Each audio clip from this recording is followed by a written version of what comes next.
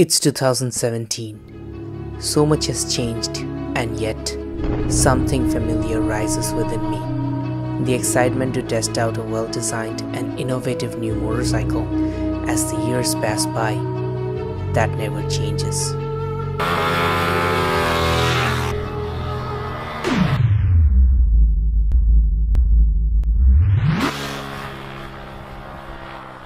Hey, this is Rahul and how's it going everyone? Over the last weekend, I covered over 300 kilometers on the 2017 KTM Duke 390. We rode it in the city, highway and also did some cornering tests, pushing the bike as much as I could on the open roads. When it comes to the KTM Duke 390, I speak with experience. In my garage lies a 2013 KTM Duke 390 and we have been through a lot together. When KTM came up with the all-new design for the Duke 390, which was showcased in EICMA last year, I was pleasantly surprised. I know it's making the same 43.5 bhp of power with an increased torque of 37 Nm at 7000 rpm, which is just a shade higher than 35 Nm of torque on the previous version. But all that fairing and the bodywork along with the new Euro 4 compliant side slung exhaust has made this motorcycle gain 10 extra kgs of weight, and that should affect the performance. But that is just theoretical.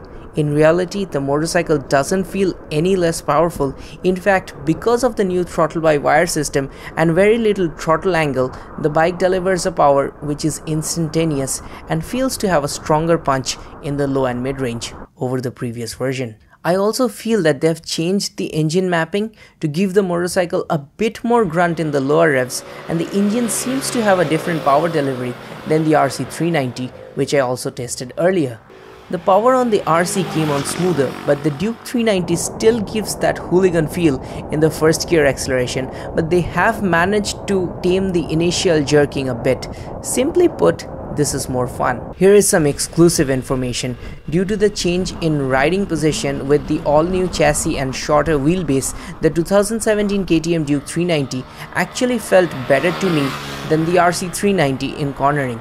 I know it might sound shocking to some of you guys, and if you have ridden both the 2017 bikes, you can also comment below about your experience. But I've put both the bikes through the same corners and I felt the front end feel out of the Duke 390 was considerably more. The bike also felt sure-footed mid-corner and I could correct my course and even use a bit of trail braking with more confidence. Another major improvement was how rigid the chassis felt during the flick from left to right in a quick direction change. Personally, the handling on this bike reminds me a lot of the Kawasaki Z1000, with the Z1000 being a lot more heavy and stable mid-corner. The Duke 390 on the other hand has the edge in quick change of direction and also a very easy motorcycle to push it into the corner. I would give this handling a solid 10 out of 10. Actually, the handling was so good that it made me forget that I was riding on the Metsela Sportec M5's new H-rated tires and not the W-rated ones. I didn't run out of grip on any corner and the motorcycle always told me that I could push it further and further. Or it could be also the fact that the conditions are way hotter now, and that does mean more tire temperature and better edge grip. When I tested the RC 390, it was still cooler, so maybe I'm getting more grip out of the tires because of this weather condition. I guess we'll find out more about that if I get to ride the RC and Duke side by side in the same weather conditions. But enough talk about the handling, let's take a look at the overall riding experience. Audio might sound different from now on because I'm switching over to the live in-helmet audio.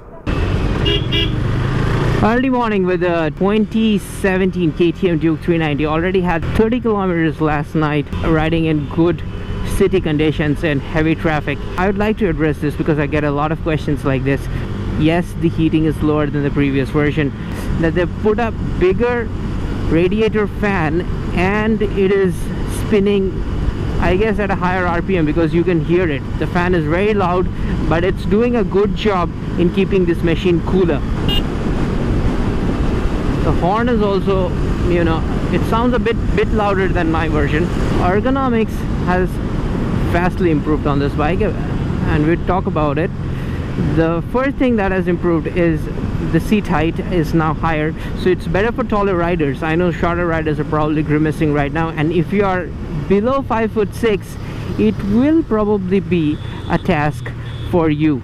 specifically your feet will not reach. If you are happy with tiptoeing around on your motorcycle, it won't be much of a problem. But if you want to be on a motorcycle that you can keep both your feet on, completely planted on the ground, then the Duke 390 is not for you if you're 5'6". But honestly, I've seen a lot of riders with around 5'5" or even less riding this bike, so don't get disheartened. I'd ask you to take a test ride.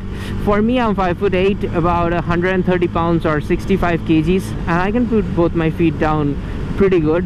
My legs are completely wrapped around the tank, and specifically when you put your toes on the foot pegs, you get a nice recess in the tank to keep your legs wrapped around it, and that will be really helpful in times of cornering.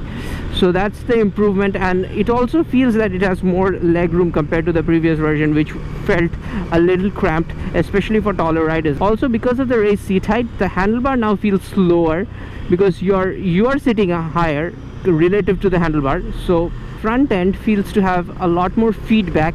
I want you to take a look at my right hand. This is full throttle, just this. So it's just a 55-degree throttle, and on the previous bike it was around 60 degrees, and on my bike, the 2013 version, it was 90-degree throttle.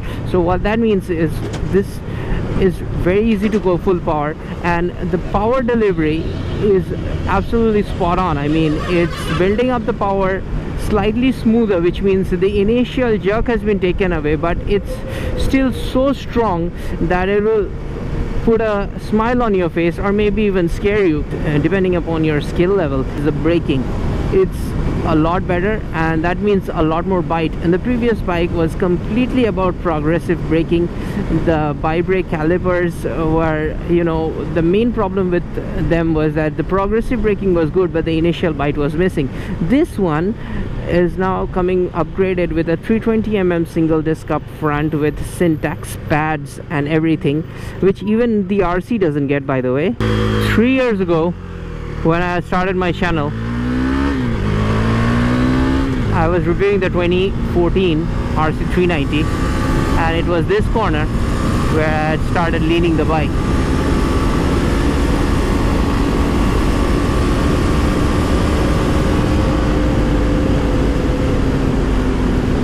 Dukes have always been about the light flickable front, right? And I wasn't really a fan of that, but because of the new ergonomics, the higher seat height, which makes the handlebars feel a little lower, the front has a lot more feedback, and I really loved it. Previously, if the handling difference between RC and Duke was this much, now with this design they've reduced the gap, and that's a global trend. Naked bikes are becoming more and more sporty, and they're becoming sharper and more aggressive in the handling terms. This bike has a lot to offer no matter what type of rider you are. The previous bike was really for the aggressive rider. This one has everything to offer to a lot of different people. If you're a tourer, you will love this bike. There are features here on the console. You can connect your smartphone with it, and you can live check the stuff, your trip and all that. Though I really think that all of these things are very small in lettering, so you're not supposed to look at it while you're riding. The speedometer is nice, it's big, and just a short glance lets you know whether you're breaking any rules or not. New rev meter, the RPM, is an absolute madness. I mean, just see how it changes color. Right now we are in the lower range, it's around, see the color, it's blue, and now it's moving slowly towards purple. But when I go big, see how red it goes. When it goes all the way up there, it's angry red. And once in a while you can look down, maybe not a good idea. Okay, so this is why you shouldn't look down, actually. You know, the Indian highway, it is like a road safety lesson all the time. Even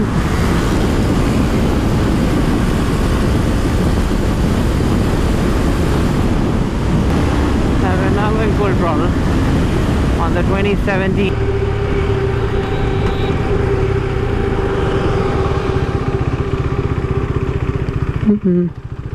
Feeling on bad roads and gravel has also seemed to have improved. riding.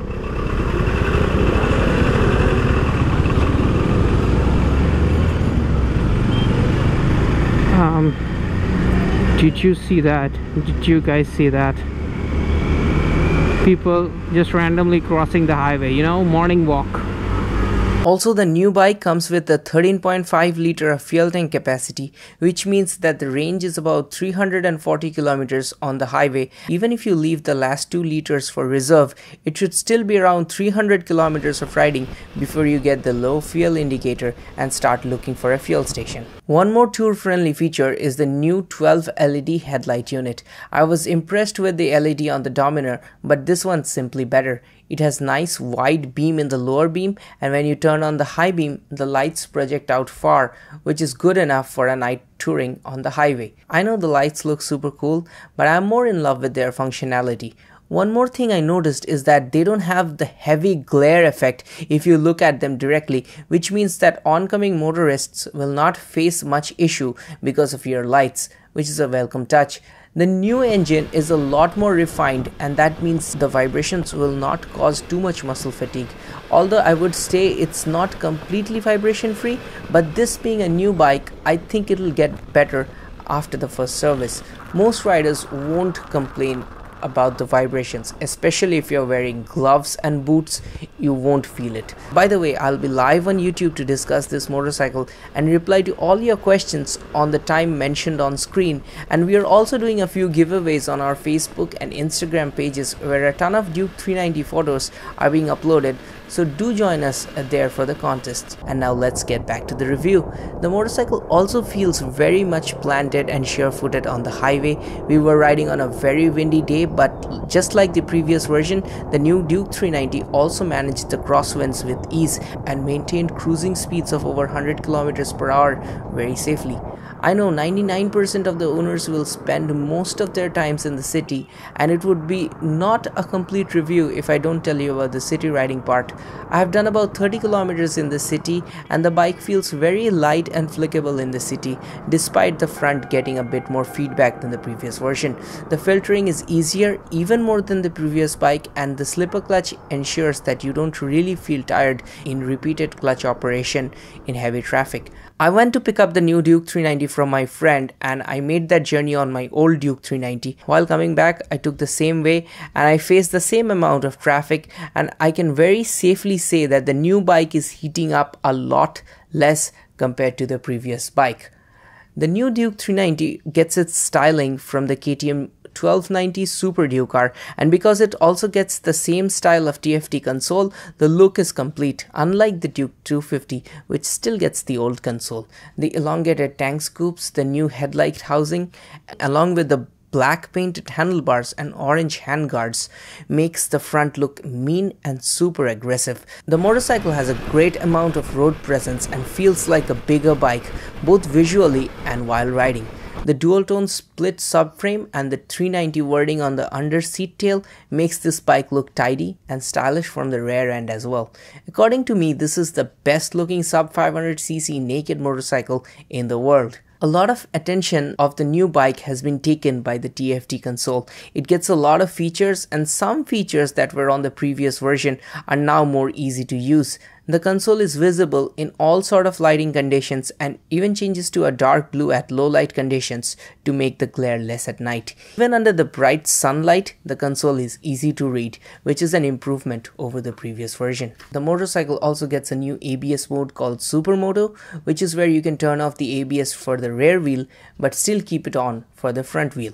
This is used by people who want to drift into tight corners by locking the rear wheel up and sliding, but still have the safety net of the ABS on the front wheel. Let's talk about some of the downsides on this overall amazing motorcycle. Due to the shorter wheelbase, the stability under hard braking has been affected. The front holds the line nicely when you're loading the front with braking force, but the rear lifted off and the motorcycle did a rolling stoppie when I ran into a panic braking situation. Unfortunately, I wasn't recording that part of the ride, so I cannot show you, but I can tell you that under such hard braking, the rear of my old bike hasn't ever lifted. But this is something again I felt on the Z1000. I think with the new ergonomics and the new pattern, this small negative has creeped in. The H-rated tires will last longer and cost less than the previous W-rated tires, but I'm not sure how good their wet grip will be. The best part about the previous tires were their edge grip and wet grip. It made the motorcycle immensely safe to ride in rain. I will have to test these out in the rain someday to see what has changed. There is still some heating left in the motorcycle. In my thick Dainese race suit, I wasn't really feeling it, but my friend who was riding pillion with me on the ride back complained of some heating in the legs. It was very hot outside, about 35 degrees Celsius, and the motorcycle had completed over 300 kilometers running on that day, so I wouldn't worry much about it. Come to think of it, the pillion seat has been improved with more cushioning on both the rider and the pillion seat, and it's also wider, so I guess 2-up touring is going to be a bit more easy than the previous version. Still, don't expect a full-size adult to sit comfortably on it. If you have a model thin girlfriend, I don't think it's gonna be much of a problem. Though the vibrations have reduced, we still have a little vibration left even in the 2017 KTM Duke 390. For most riders, these vibrations will never be a cause of concern. After riding this bike for over 300 kilometers of city and highway, I can finally come to the full verdict. This might sound a little bit biased, but I really don't see any reason of buying any other motorcycle in the Indian market right now in the 2.7 lakh rupee price point. I would buy this bike over the Ninja 300 and RC 390 any day. For the existing Duke 390 owners, maybe it's not the worthy upgrade as it's not a boost in power, but yes, if you have covered a lot of kilometers on your old Duke and want to start afresh, this is still a great motorcycle. For everyone else moving up from a 150 to maybe a 200cc motorcycle into this one, this is going to be a great choice. As I've told you before, this has a lot to offer for different types of rider. Whether you're a tourer or you're a track day enthusiast, this will serve you. The only people who are probably feeling left out are the stunters, because the motorcycle has gained weight and that is never a good thing for stunting. The features it offers along with the performance makes it a really hard motorcycle to beat. When the BMW G310R finally arrives in India, it has to be priced really good, otherwise it will face some stiff competition from the Duke 390. Overall, this motorcycle deserves all the hype it gets. As an old Duke 390 owner, I didn't expect this bike to be so much better in so many different aspects, but KTM again has provided a game changer in the segment. I really appreciate their effort in taking the profits from the customers and putting it back into the R&D and coming up with something so advanced in just 3 years of time, whereas some other brands are just trying to sell their old and outdated products for years and years on without any major changes. The Duke 390 is a big winner in my book, and I eagerly wait for KTM's next release. Stay subscribed as we will be covering the Duke 390 in much more detail. We'll be taking it on rides and tours. A special thanks to my subscriber Ashwin for trusting me with his bike. He had an exam, so he just gave me the bike and told me, you go ahead and do your testings. I want the review to come out fast. I know I took a lot of time to edit. Thanks for being with me. Thanks for patiently waiting for this review. I hope the quality was good enough. We'll see you very soon. Don't miss my live sessions and follow me on my social media. Thanks for watching, and I'll see you very soon. This is Rahul. Goodbye.